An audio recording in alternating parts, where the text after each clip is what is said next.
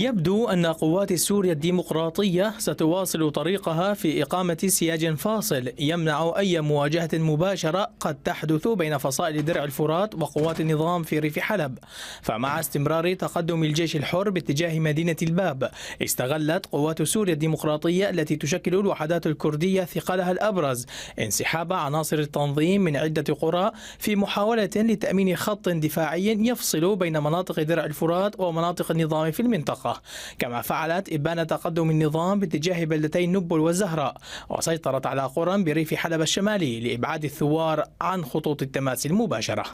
تقدم قوات سوريا الديمقراطية باتجاه الباب يصب بالدرجة الأولى لمصلحة النظام الذي يخشى فتح أي جبهة جديدة عليه في حلب، سيما أن المعارك على أشدها غرب المدينة، إضافة لعلاقته السوية مع قوات سوريا الديمقراطية التي لا تعتبر عدوا له بقدر دخولها في خانة الأصدقاء وتوافق المصالح. مراقبون اعتبروا أن صمت واشنطن وموسكو ودعمها لهذه القوات جعلت موقف أنقرة الداعمة لقوات درع الفرات أكثر ضعفا في مواجهة الوحدات الكردية.